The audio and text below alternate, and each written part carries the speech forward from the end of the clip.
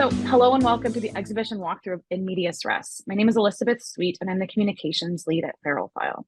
And I'm very happy to be joined today by Kate Parsons and Janna Avner of FEMMEBIT. They are the curators of In Medias Res. And the artists that we have with us today, we are so excited to have Ellie Pritts, Wednesday Kim, JJ Stratford, and Luisa Petrisko, and Eve-Lauryn LaFountain. Hi, everyone. So before we begin, I'd like to say a little bit about collecting. So collecting begins tomorrow morning, August 24th at 1600 UTC. That's noon Eastern and 9 a.m. Pacific. So in line with our new Feral File model, all pieces will be collectible as sets. Oh, Huntress is here. Sorry. Let's bring people in. We have Huntress here. Hi, Huntress. We're bringing you on stage. And Tuna. Oh, amazing. Okay, perfect. Fantastic. We also have Huntress and Tuna joining us as well, two of the other artists in Medias Res. Thank you both so much for joining. We're so glad you made it.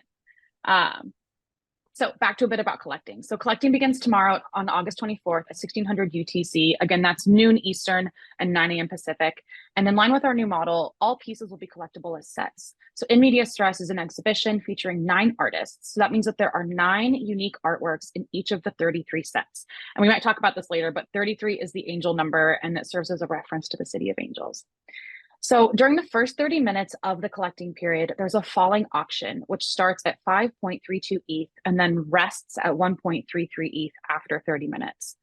Then for the next 23 hours and 30 minutes, the collecting window is open and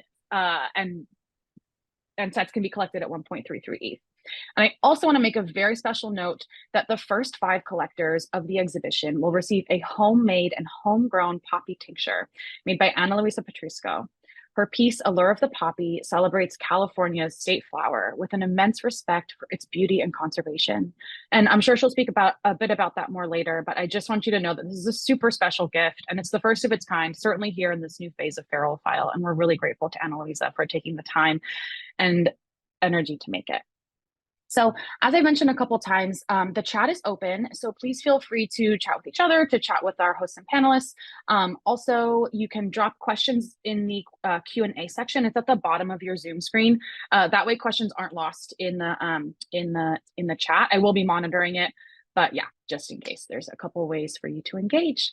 So without further ado, I'm so happy to pass it off to Kate and Janna to kick us off. Thank you. Thank you so much. Yeah, I'm so thrilled that everybody's here today, audience members and panelists. So just real quick, a little bit about FEMMEBIT. Like you can go to our website and find out more about us if you don't know. But we're an LA-based grassroots platform and festival for Los Angeles-based artists working in video and new media. We were really excited to have the chance to do something really different with working with Feral File and just really trying out a different exhibition model, to support our artists. So, everything that we have in this exhibition is kind of true to the heart of what FEMMEBIT really is about and like how it was born really, which is just celebrating all the creativity we have in LA and the artists that are just making all these wonderful things, both kind of bumping up against Hollywood and like its expectations and, both ironically and also like in appreciation of, and then also responding to the landscape itself, which is really quite beautiful. So, and then, yeah, we'll get into the 33 number a little bit later too, but I want to pass it over to Janna as well. Hello. Yeah, we're so excited to do this show. We've been working on it for about, I think, a year now. And we're just grateful that we found such an amazing, wonderful group of artists who have incredible works that challenge conventional definitions of cities and urban identities in relation to mainstream media, geography, ownership, land ownership, and these concepts are sort of baked into pieces in particular. And I think we're going to use this time to ask more like pointed questions of each of the artists about each of their processes, their work, what they're thinking about, just everything that we've been excited about, like to talk to them about. So yeah, I'm just really looking forward to this.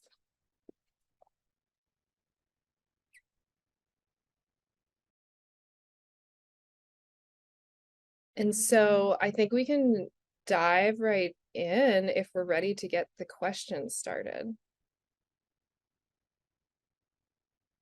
And right now it looks like we're showing Luisa Petrisko's poppy tincture with a beautifully graphic design. And the tincture is used as a sort of soothing agent. And I think it's a really interesting concept because she was working on creating the tincture as she was creating the digital art pieces. So it's sort of, I see it sort of to be experienced with the art. And I find that even the score, like the beautiful score that she came up with for the pieces, it just sort of speaks to this almost like soothing and atmospheric experience of the poppy landscape. So we're excited about this, and it goes to the first 5 collectors as we discussed.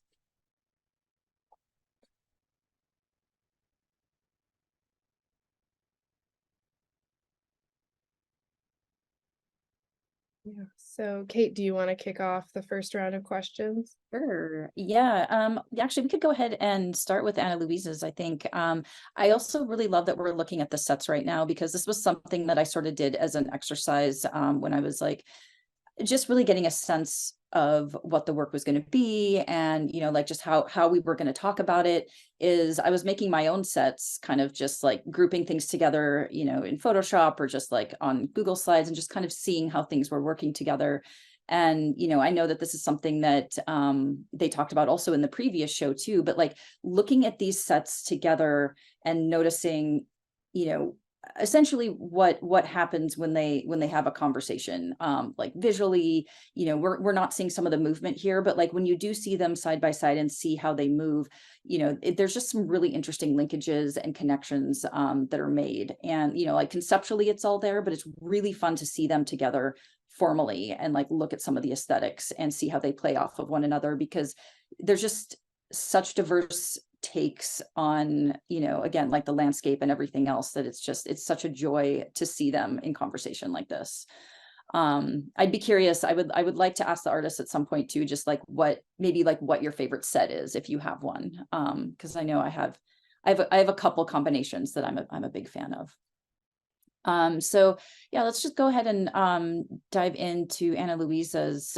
So Allure of the Poppy takes place in the California poppy fields, and sort of riffs on Southern California colors to look at alternative spaces of heritage and belonging, which I just love that line, because like that's so like it's really getting to the heart of some of the stuff that we're really interested in. And I would just like to hear a little bit more about like, the backdrop of the selfie poppy culture. And I think Janna had a couple questions for you too about that.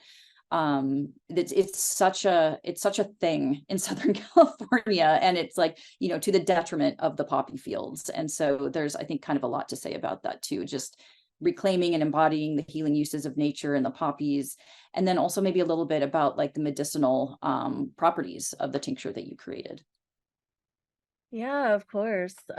So this, as if you live in Southern California, in April and May, the poppies grow everywhere. And this year we actually had a lot of rain, which was great because we're, in pretty bad drought. So with the rains came a bounty of poppies.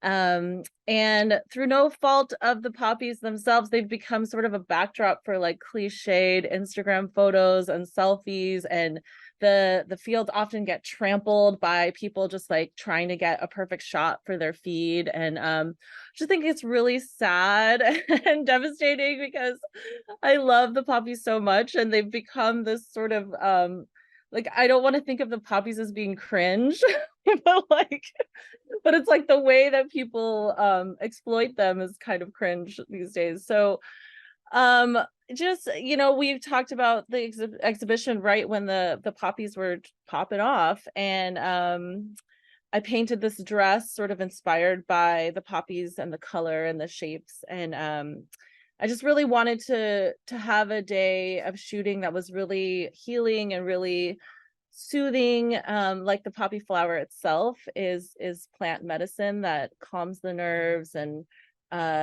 is really good for like things like anxiety and insomnia and stuff like that. So I wanted to take a day where we really just rested and vibed in the poppy fields. My friend Sapere wearing this dress that I made for her. She was just, eating the poppy flowers, and like slowly over time was just getting more and more calm. And she was like falling asleep in the poppies. So it was just a really beautiful day. And I didn't want to harm any poppies while I was shooting. So and to offset anything that we did kind of harm or footprint on, I planted a bunch of poppies in my yard. And then from those poppies that I grew, I was making a tincture with them while I was editing and working with the footage. So pretty much in tandem in my studio, I had the poppies soaking in vodka to make a tincture, and I was making these 33 on-chain artworks, 1-of-1 artworks.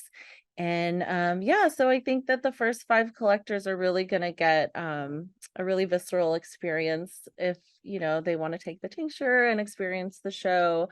And yeah, I just really wanted to honor the flower and honor the landscape that we're so blessed to live in here in Southern California. I just love this piece because it has performance, like fashion, like the dress, and then also digital video with, actual site specific pieces like in Los Angeles of experiencing it. And then also like the music. I'd love to just ask you a quick question. Obviously we don't have a lot of time, but I'd love to hear a little bit more about how you came up with that for this. Yeah, well, I'm a musician, so I make a lot of music, and like my video work, which mixes a lot of analog techniques with digital techniques. I kind of do the same thing with my music. So I use a lot of vintage analog synths, but then I'll use, some software synths too, or use digital techniques to kind of blend the two things together. So when I made the music, yeah, I don't think you can hear it now, but if you go onto Feral Fellow's site, you can hear the sound. I basically just made like a drone, just a sort of a blanket of like meditative, soothing music, and then I added some bird sounds, like local bird sounds, so to just sort of bring you into that calming and honoring landscape. I mean, yeah, it's just so wonderful to hear it. And that's the thing that makes these pieces so unique, is just every aspect of it has so much involved. And I think that's why this collection is just, as a whole of the artists, is just really, really strong. So thank you for sharing. I want to quickly shout out that the actor in my piece, the actress, is the Bedroom Witch, Sapere. She is a local musician here in LA who makes wonderful music. So I just wanted to shout her out because she was amazing. Awesome. Yeah, thank you for that. It's just great to hear that. Like that relationship to like the music scene is also involved in the show, which I love. I was going to, speaking of music and speaking of like the like interesting sounds and synth, we were thinking about asking a question about that in relation to Eve's work. So we can just like quickly pull her piece up, because it's such a beautiful piece, and it also sort of has like a site specific experience of the landscape, except this is like an urban nightscape that goes into a day scene. And this piece is just on so many layers for me personally, means a lot. I know Eve's background as a part Indigenous multi-heritage person, as am I, part Alaska Native. So I'd love to hear about your relationship, Eve, to really to heritage and how it shows up in your work. What do you negotiate like within that? Also by using analog film, is there some ways that you're looking to, I don't know, indigenize that space, if that's a word we can even use, a little bit of an odd terminology that's been thrown around in academia recently. But I'd also love to hear about the musical score behind it as well, because it is very haunting, very beautiful, very atmospheric. Thank you for all of that. Those are such great words. The score, I'll start there, was made by my partner and collaborator, John Almaraz, and he's actually collaborated very frequently with Anna as well. They've made really beautiful music together, and I'm lucky enough to have John help me with a lot of the scores for a lot of my work. The score for this in particular came from a mixture of field recordings that we had done over years together, and then some of his way of moving through using lots of different kinds of like pedals and synthesizers and things that he's programmed himself, and sort of made this collage of, also droney kind of music that has a lot of field recordings mixed in. So it's actually a very similar sort of vibe, which is really sweet, because obviously we didn't really know what we were all working on individually as we were working on it. I mean, we had an idea, but we didn't know what it was going to really look like until everybody was uploading everything. And it's always such an amazing surprise to see how these things will play with each other. And I think that sonically, of course, these two go together very well, which makes a lot of sense because we're all, I think, kindred spirits in that way. So yeah, John did the sound. He's also little shout out, since we're doing some shout outs to our musician friends. He's just started his own pedal company, and it's called Fieldwork Devices. So everything's handmade by him and a few of our collaborators here in New Mexico, which is where we moved a few years ago. But yeah, this work is, I realized when I was writing about it, actually, is now 10 years in the making. So this project began as sort of an idea of tracing this year full of supermoons and eclipses that was happening in LA in 2013. I was wanting to sort of do these performances around the moonscapes that were going to be pretty epic that year. So I started tracing all of these moon rises, and then it became sunrises because I was up all night shooting the moon.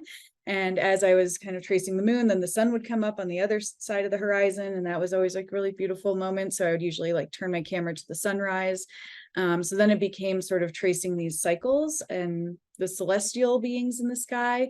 And in Ojibwe, which is my tribal language, we have the same word for sun and moon. And there's also like not gender differences. So that's something that's been interesting to me about like learning more about our language. And so I was interested in the fact that it's like the being in the sky, basically, is like what Gijik translates to. So it's really tracing like this being in the sky that's kind of constantly cycling. And then as I was doing that, it's all shot on 16mm film, as you mentioned. And I use this intervalometer camera, which is like a time-lapse sort of robot that you attach to the side of the camera, and it takes however many frames you tell it to in a certain interval of time. And so each of these shots is actually usually several hours long, and there'll be 1 or 2 frames that are very long exposures. So some of those are up to a few minutes for each frame, and then it's shot over the course of several hours. So every single shot is this like long sort of meditative time-lapse situation. So in this one that's playing right now, you can actually like see this really slow progression of daybreak, and it goes from, I don't know, probably like 10 p.m. until past sunrise around 7 a.m. So you can see this like slow change in the colors. And something that was really interesting to me when watching the footage after I was shooting it is that it's not exactly only about the celestial bodies, but I was in Echo Park at my apartment in most of these. This is from my balcony there. I could see that all of the city was just cycles and circles as well. So everything is sort of flowing. Everything is on these like certain paths, which is the freeways. So right, this angle is the 5 freeway, and then you can kind of see the 2 in the distance there going up, and then Riverside Drive underneath it. But then it just creates these patterns and cycles that are exactly like the patterns and cycles of the moon. And some of these other ones, we can also see flight paths that are like really specific. All the planes take the same exact flight path. And then sometimes you see like the haphazard helicopters that are not on a specific path, and it kind of like breaks that that cyclical nature. But it really just became this meditation on how this whole city is revolving around different kinds of cycles and timescapes. And I think, yeah, it does kind of, maybe to use that word, indigenize some of the city, because it's thinking about all of us not like being separate from nature, but we are all part of this. We're all living with the land. We're all living with the celestial bodies, whether we think we are or not, even if it seems like we are on these freeways and like, you know, not part of it. We're all just part of these cycles. That's awesome. And you really feel that looking at the work and the filmic like layering of time. Like when I heard 10 years in the making, I'm like, yeah, this does have that much content in it. And that's why these pieces are so extraordinary. And I'm so excited to share them. Thank you just for sharing your words on that. And Kate's going to kick off with a question for Casey. Yeah, thank you, Eve. I'm such a fan of what you did with this. I love thinking about Los Angeles as like not being so divorced from the landscape and from the natural rhythms. It's so wonderful. And you know, when we did the NFT Tuesday talk, we kind of transitioned from your work into Casey's, and like, because I feel like there's, you know, it's like a different take on the landscape for sure, but I also feel like it's perfect. Like that's kind of the point of this whole show is like this diversity of voices and like looking at, you know, diversity of mediums as well. And like with Casey, we're looking at Drive Time, which is such an incredible series that I know that you also spent a ton of time on. And like we're thinking also about like, you know, a site specific sort of nature of the work, and like there's such a humor to it, and like such a just really real pointedness to the collage video work that kind of calls out this consumer and reality TV show culture, and just like some of the just the visual sort of vernacular of LA. So we just kind of want to also talk a little bit, you know, you can expand on that. And then we also just kind of, you know, since it's FEMMEBIT, had a question about just how you see women in the media today, and like what you think this sort of means for us as you negotiate that within your work. So I think that an easy and, you know, well-traveled place for me to start is talking about like femme representation, because it is such a cornerstone of all of my work.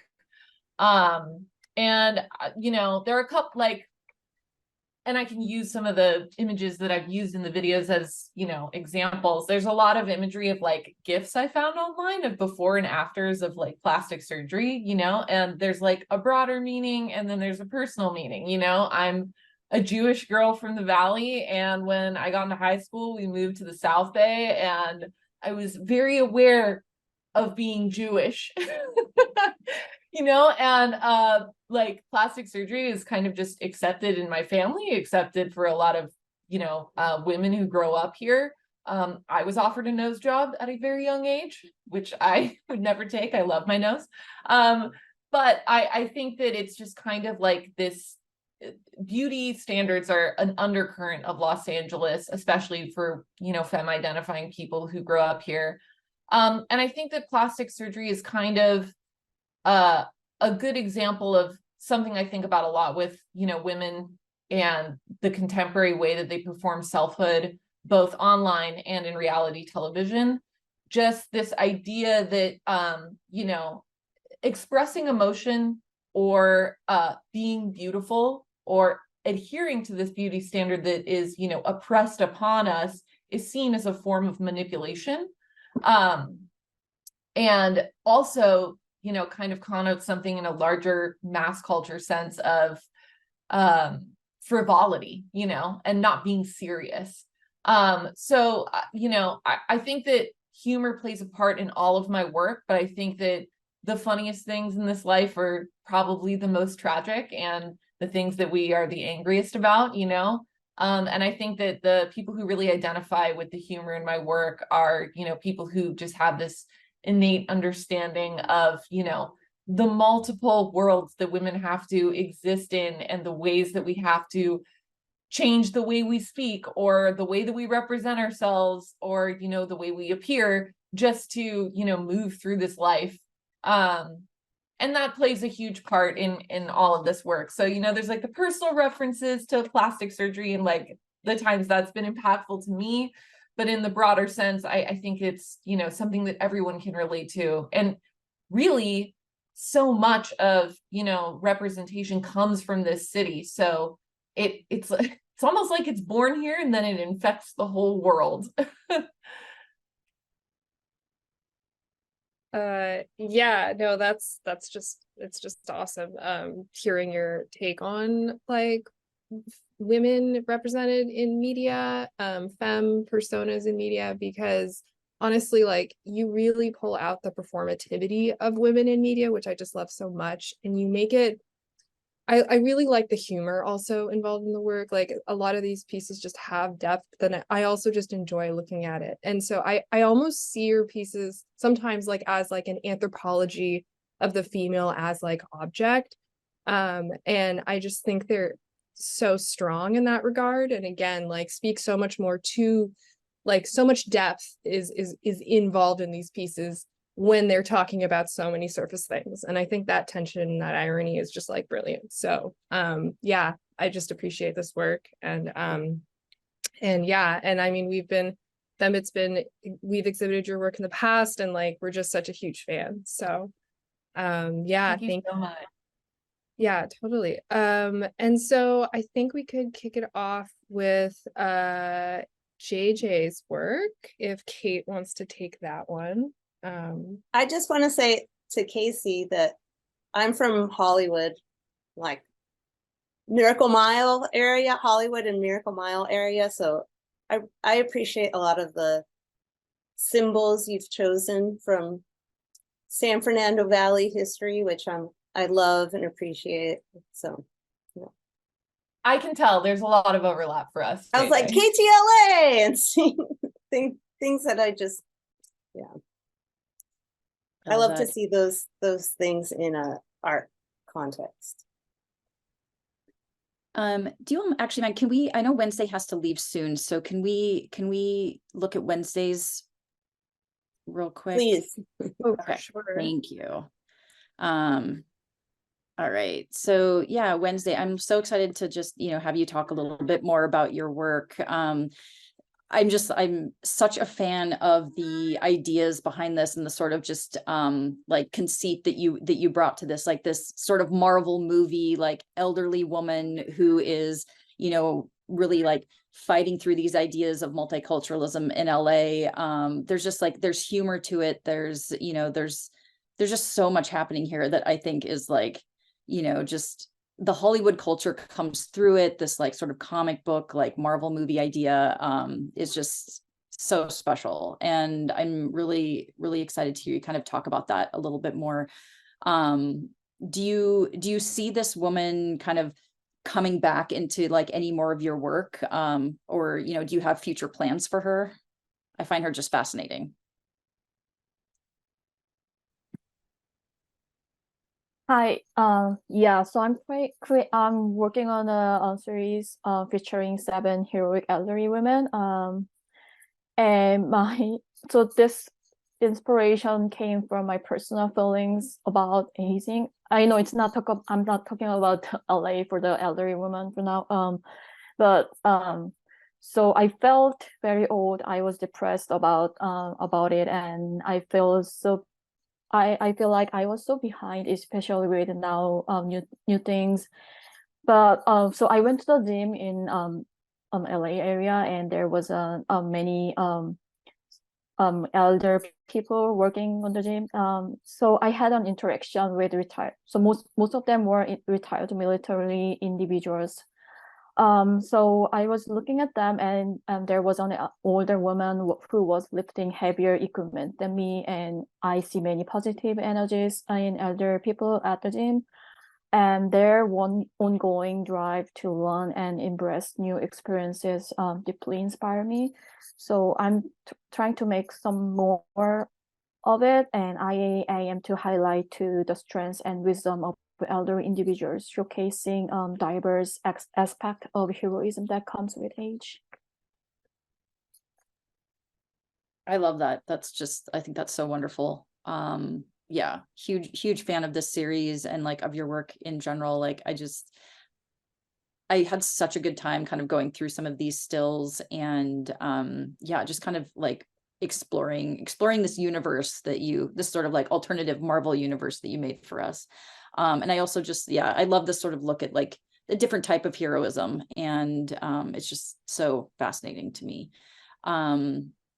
It's just kind of great. Oh yeah, I love this one. And then I don't know, I was curious, there's like, I know that the garlic bulb shows up a lot in some of the work too, so I was just curious about that as a choice and what that sort of symbolism means.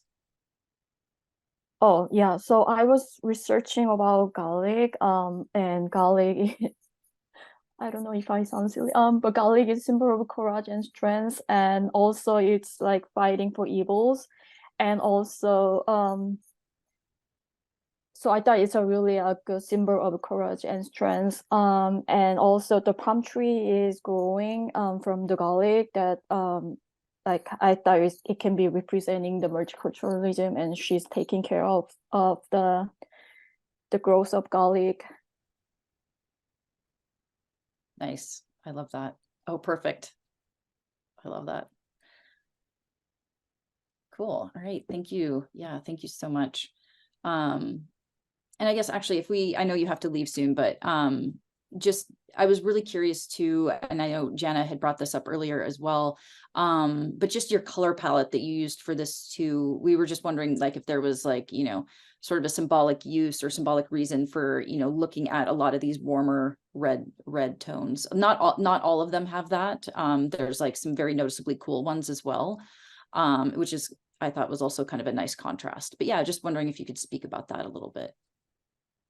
So you can find many red colors in the work.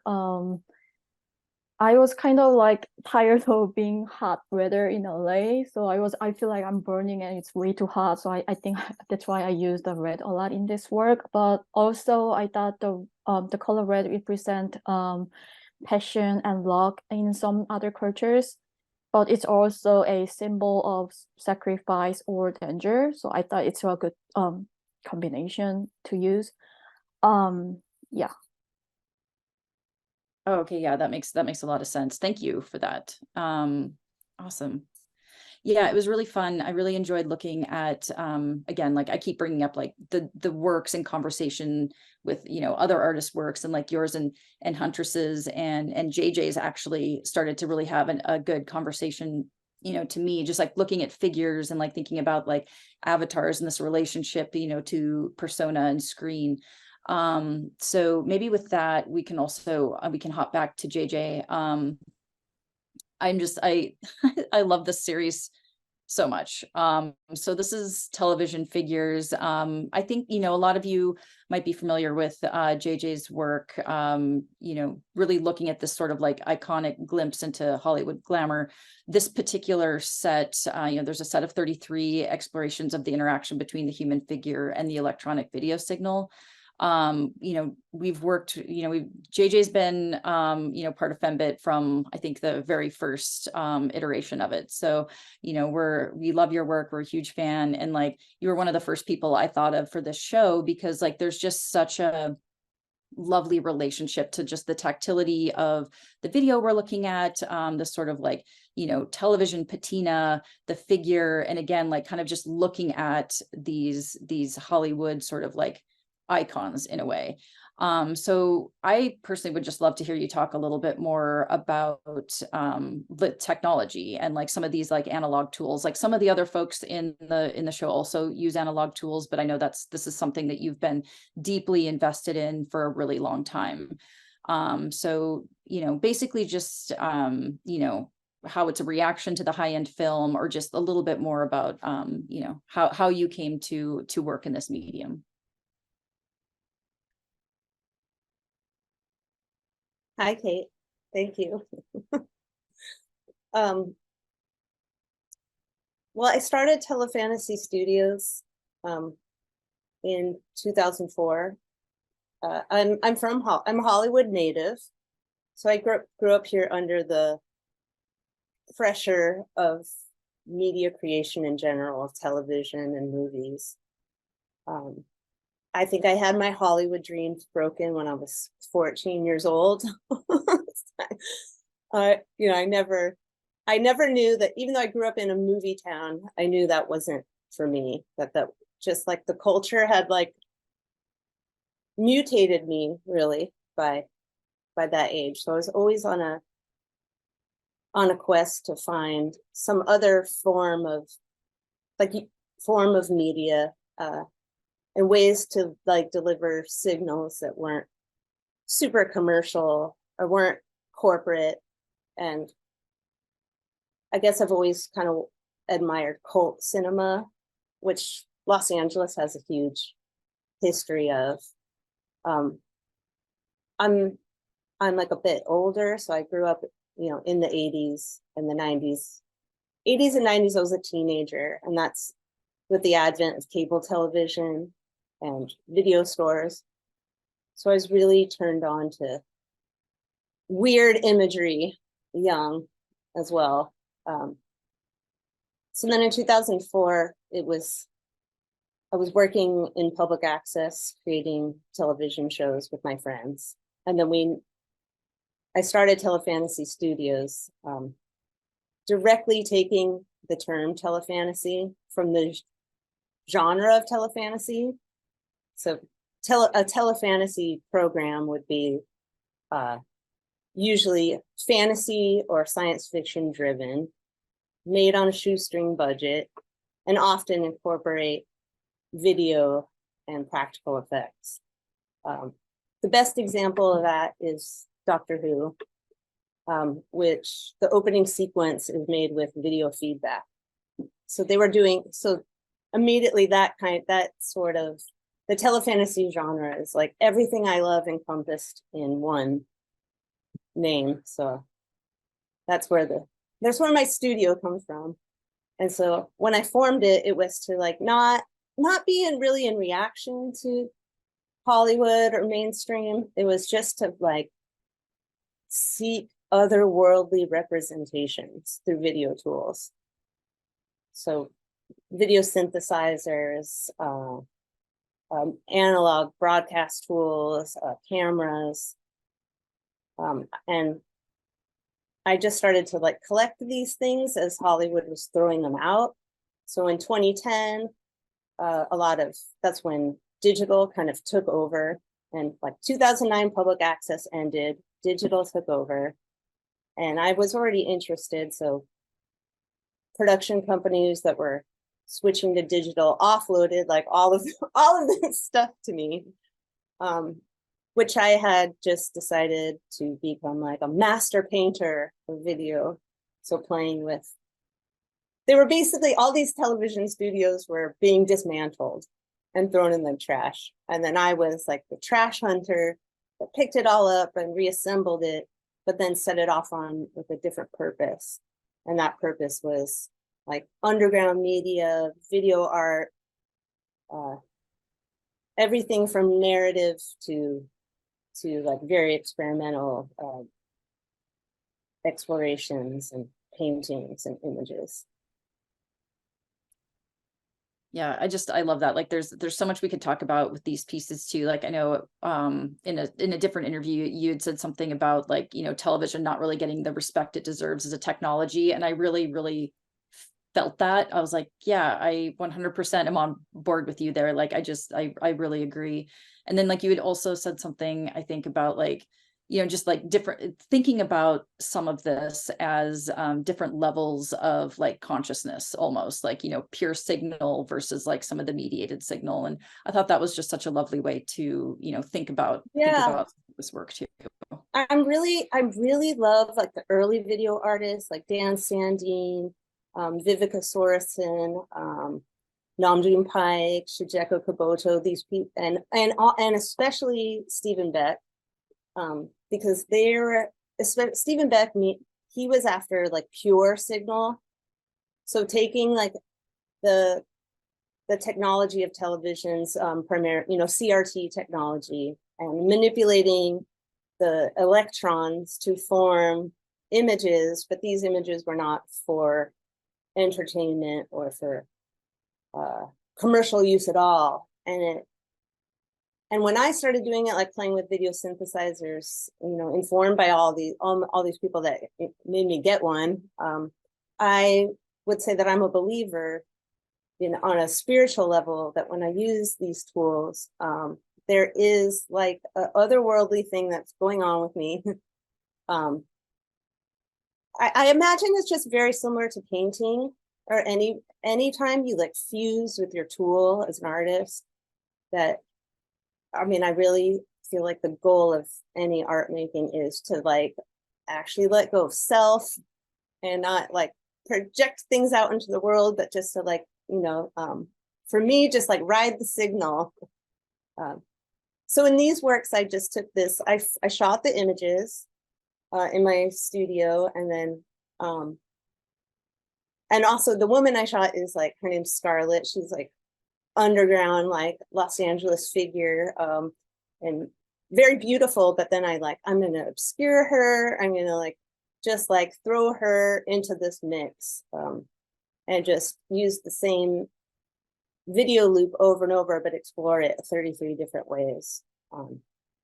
Just because like the video medium is endless, especially analog video. But none of the work is, I just want to say this because we're such in a digital age, but yeah, none of it is like digitally manipulated. It's all analog. I think as digital as it gets is the use of the Fairlight CVI. And the CVI stands for computer video instrument, so it's actually okay. But it you use a pen with it, like a stylus, to like operate it, like no mouse, but it has like digital memory in it. So this is as digital as my studio gets. It's analog, but it has a digital chip to like save things and program things.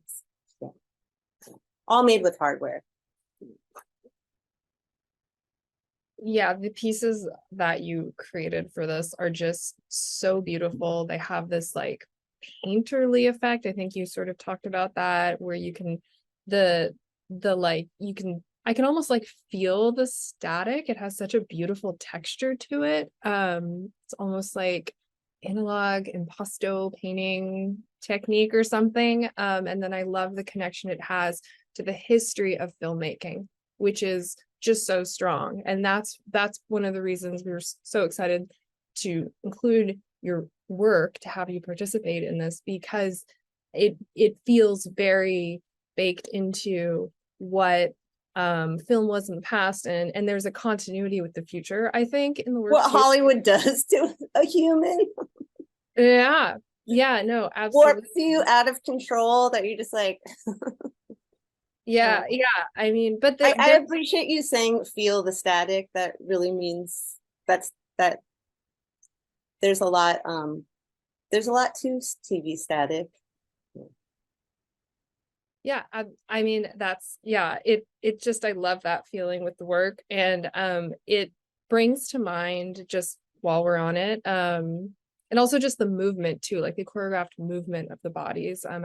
I really appreciate that as well. It's just very soothing and hypnotic, and it's doing its own thing. It's like very unique. It's sort of part of that history of like femmes in film, but it's also taking it to a completely different place, and that's why I'm excited that we're exhibiting it. One that brings to mind a little bit, even though it's different, very different, a little bit of Ellie's work, if we could bring up those pieces, because they do have almost this atmospheric sort of, I don't want to say static-y feeling, but I also feel like I can feel the texture too, but in a way that uses AI, I believe, to create some of those cool sort of morphing shapes. So if Kate wants to kick off a question with Ellie, that'd be awesome.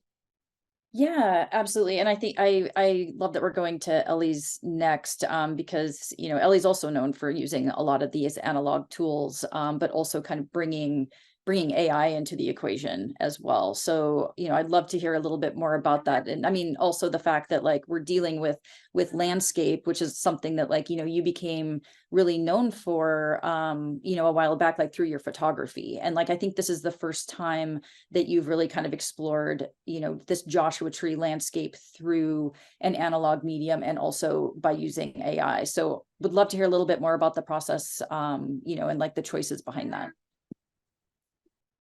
Yeah.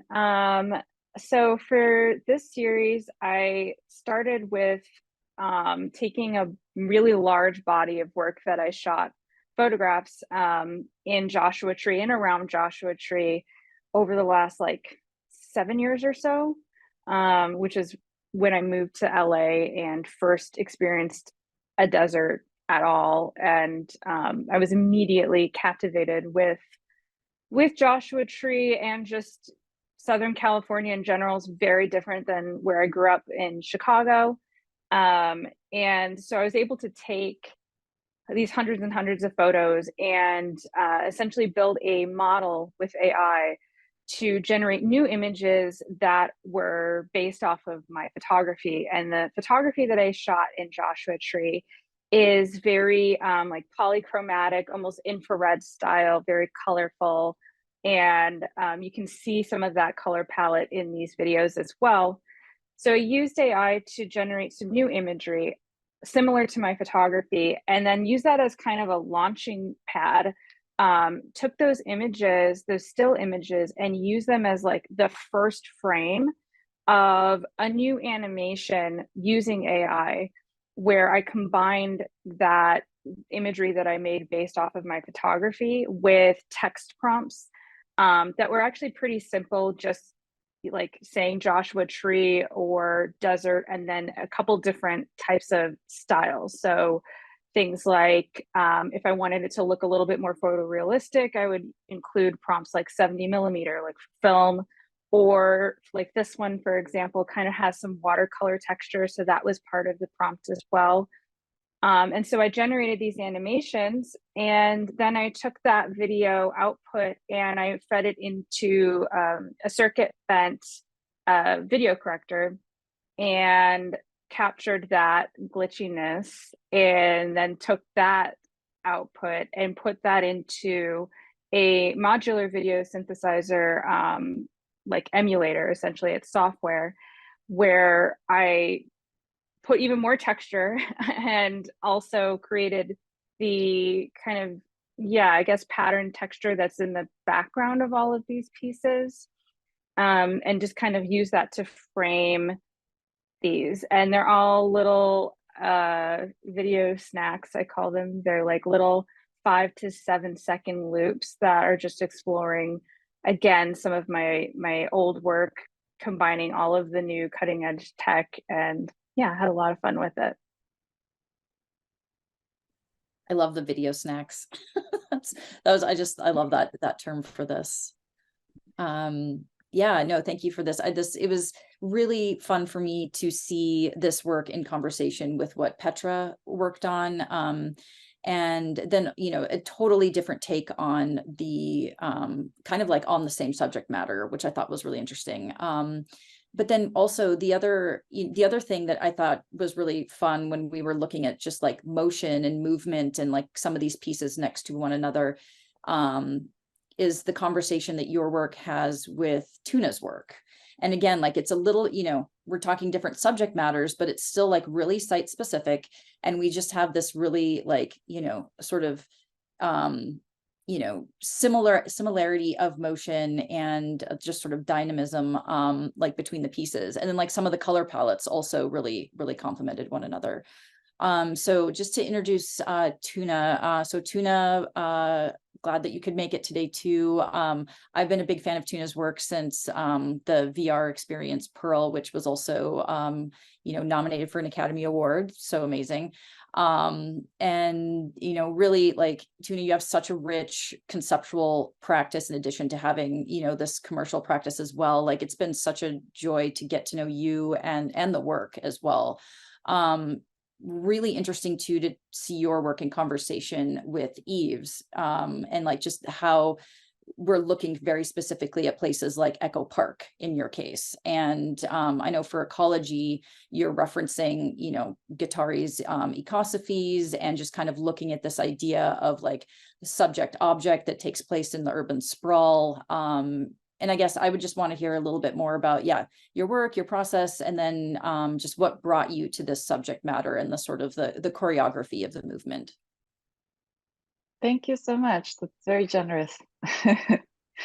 Well, I do explore sort of motion as identity in a variety of different ways. People have like a thumbprint or like a fingerprint. People have their very unique way of walking. It's called their gait. And actually you can sort of identify somebody using digital tools just through their gait without having an image of them, which I find wild, right? But it makes sense. Ooh, bye, ladies. Great to hear from you. So one funny thing is I work in Hollywood, right?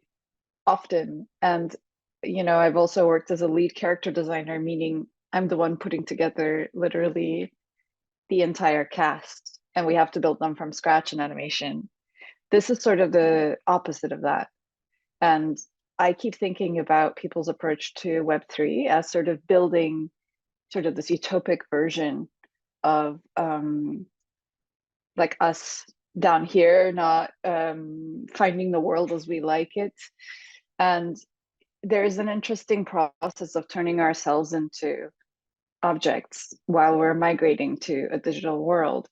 This idea of taking something out of context and it immediately becomes an object is really interesting to me, because when I enter into physical spaces, I'm sort of aware that as much as I am the subject of my experience, in some ways, I am also an object impacting everything around me. So I think that division feels so foreign to me in the first place. It was part of the joys of being an outsider, but I do say joys not ironically there. And going to a place that I love and seeing, like, who do we bring into the digital realm, this supposed utopia? I think it's sort of like a Hollywood 2.0 in a way. And how do you recognize their impact, even if they're not the ones who end up on the screen, or they're not art collectors, right? So that's like, this one is one of the most special ones to me, actually. It was a man with a shopping cart, and there was a big American flag in it. I actually spoke with him.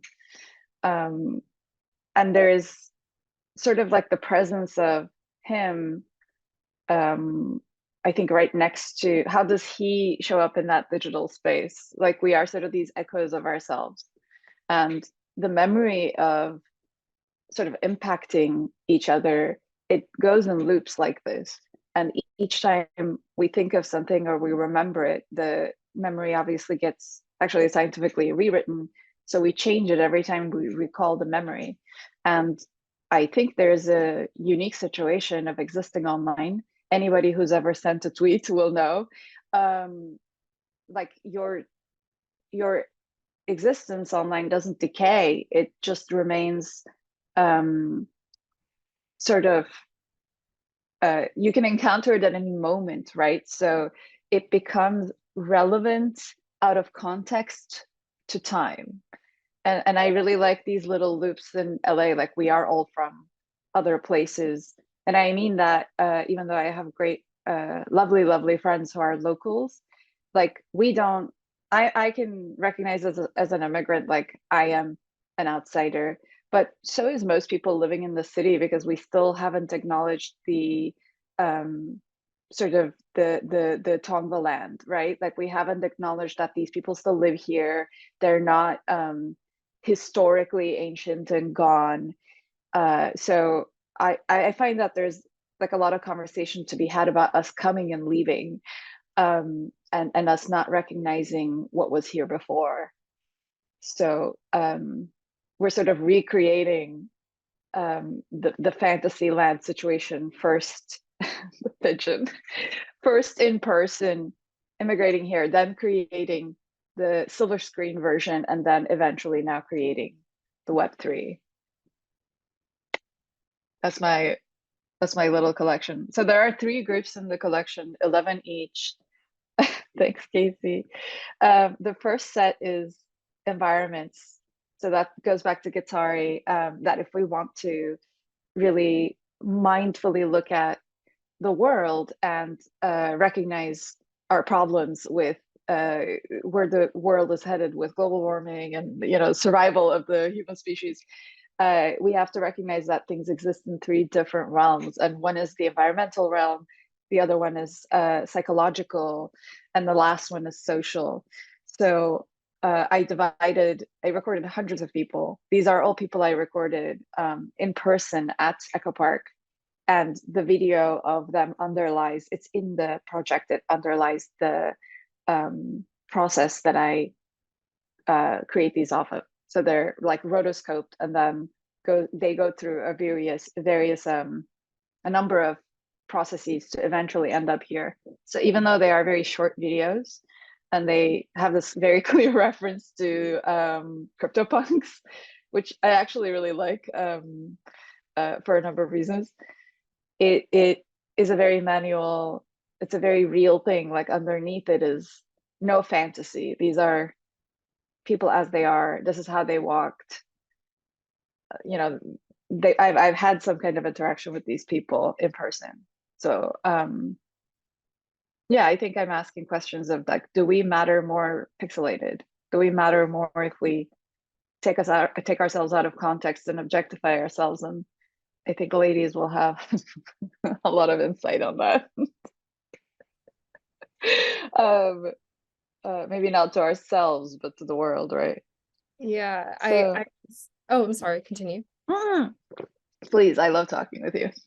Oh yeah, I really do appreciate how you're almost showing, I mean, not literally, but figuratively, like the building blocks of like empiricism that leads to, in my mind, maybe digitally progressive futures, or has like a subversive element to them that speaks to like, wait, what is a subject? What is an object?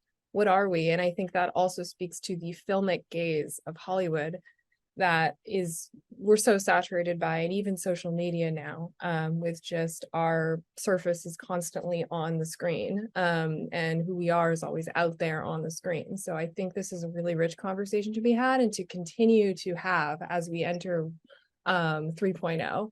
And I think that sort of that interesting sort of progressive world building that speaks to, for me, from a personal space, to Huntress's work. If we could, thank you so much, Tuna, for your eloquence, as always. I just love hearing you speak. I could hear like a lecture of Tuna, like as long as like you, like anytime you record, I'm there for it. So like same.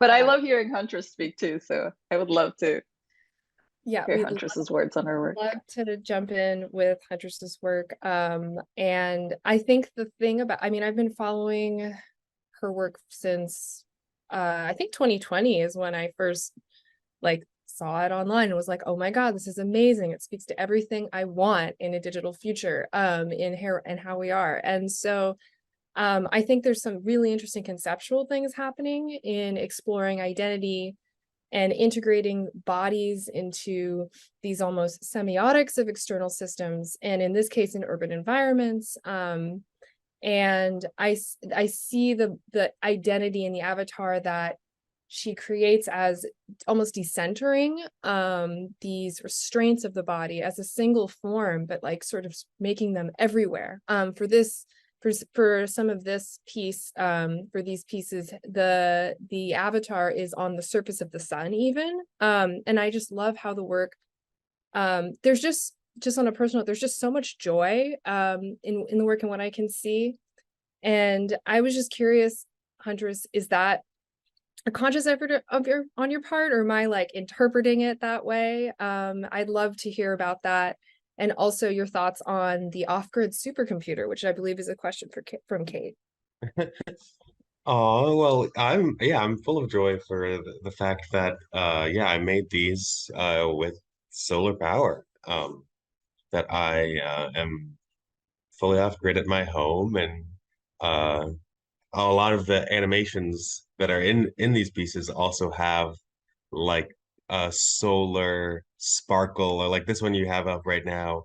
See, has like a emanating kind of like energy that I'm trying to embody that electric source that is the source of our life, the source of life on Earth, and the source of the direct source of the electricity that I used making and working on these works. And I'm a part of the landscape of Los Angeles. And I was born and raised in LA, still here now. And although Los Angeles isn't directly like pictured in these works, I would say that they are very LA works. And I incorporated that solar element not only in the animations but in the frames as well. Like if you see the original source material behind me of the frames without the video in the center here, you can see they're all AI generated solar panels that are framed in these electronic kind of wirings. Oh yeah, now I just managed to exist as my feral huntress, feral femme huntress avatar for this Zoom meeting. I was very happy that she was able to appear live to you all, that I was able to appear live to you all. And yeah, there is a lot of joy in all of these. And yes, a supercomputer was involved, a computer that I built wire by wire and piece by piece. And yes, here's the one that's on the surface of the sun. She's got a little bit of a hot foot there. I designed the boots that she's wearing, and the entire character, of course, 3D modeled. And just doing peace signs. Oh, thanks, y'all. I appreciate y'all as well. I appreciate you, JJ. This is so much fun. And it was really important to me with the curation of the show to make sure that, like, we had folks that were, interested in, using, maybe abusing, it's up to the artist, the tools of the video game industry as well. And like, I love your choices, like the movement, the camera movements, like, what you chose to do with like the rigging and the body, and like all of it is just like so fascinating to me. And it was really kind of fun seeing, a lot of this kind of reverberate out in some of the other works we looked at too. Like, again, like I see a really nice conversation with JJ's work happening with your work, and like when they're placed next to one another. And like, even though like, we can talk a little bit about Petra's work too, like just, it's such a, it's quite a bit different, thematically than like what Huntress is working on, but these same sort of, tools apply, and these sort of similar camera movements and these similar, sort of juxtapositions end up happening, and like sort of collage like aspects, like similar to what Wednesday was doing too. I know, Petra is kind of known for using a lot of like corporate, software in a lot of her works. And, this is really no exception, except for here, we're looking primarily like through looking at the Southern California landscape and also interpreted in, through her dreams. And which I thought was such a lovely way to connect things as well. And like, this particular piece that's up right now, like I had a lot of fun with this one, placing that next to Ellie's work and this aspect too, and like watching the Joshua trees kind of have a conversation. Petra's also got 33 sort of versions of like her take on the landscape, and again sort of using and abusing a lot of these. I think this might be Flowscape specifically, but like looking at some of these software tools and how to really make her voice present within them, which I just find really fascinating. But I know we're a little bit over time, so I do kind of want to open it up if anybody in the audience has questions, or if the artists want to ask each other questions too, because there's so much to talk about with all these just, I don't know, wonderful pieces of work that we have here. So if we want I'm just gonna say that if those landscapes existed from Petra's work, which are so beautiful, they would get run over like the poppy fields. The influencers. That just feels very accurate. That's an accurate statement.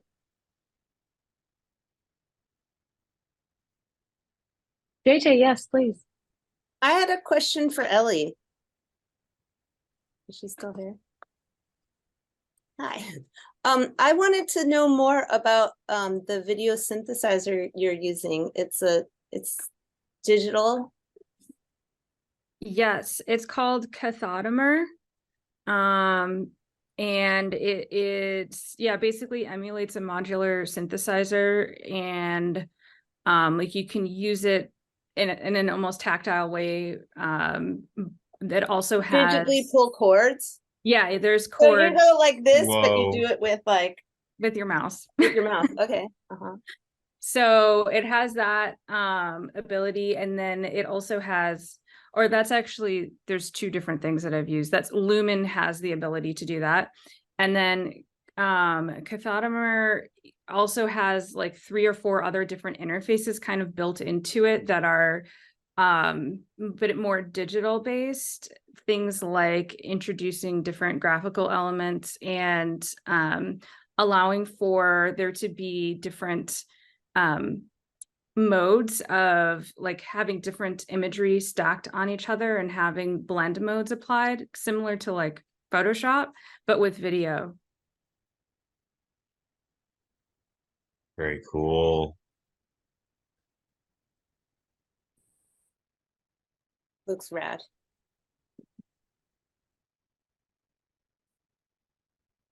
Well, I have had the most fun just going through everyone's pieces and really hearing you all talk today. It's been really, really wonderful. I think this exhibition walkthrough has given me just another perspective on the exhibition, both as a whole and then of everyone's pieces individually. So thank you all so much for sharing a little bit more about these pieces and what they mean to you. And I do want to open up to the audience. If anyone has any questions, please do feel free to drop questions in the chat. Oh, we have a Q&A here. Okay, great. From Wit. JJ, your work is so beautiful and unique. How did you think or introduce yourself to CRC technology? I first got turned on to video mixers like this from working in public access, just because the tools were analog at that point. And then video synthesis, I started like most people where I played around with feedback.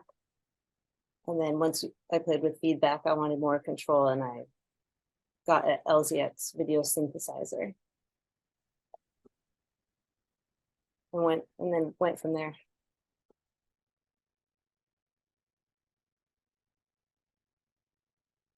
Thank you. And thank you for your question, Wit.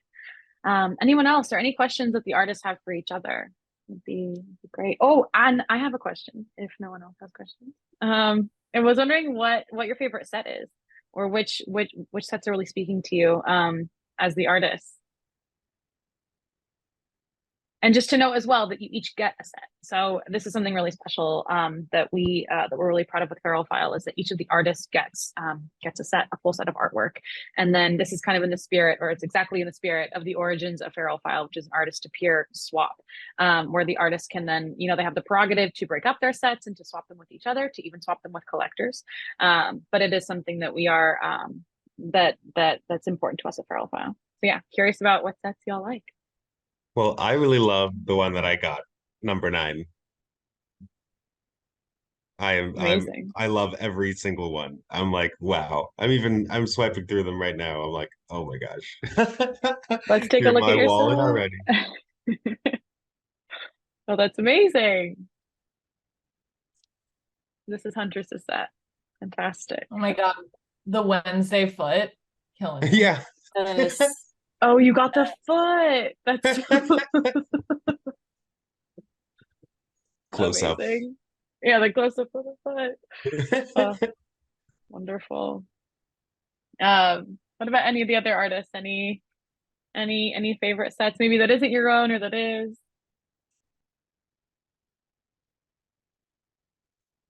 It's hard to like love a set over another, but part of the joy is having a little bit of a surprise with each one, like the foot, right? You are so lucky with the foot. I agree.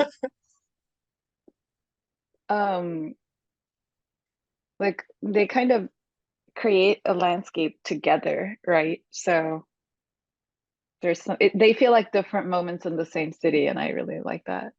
It's a really beautiful way to put it. Oh, that's a really good way to put it too.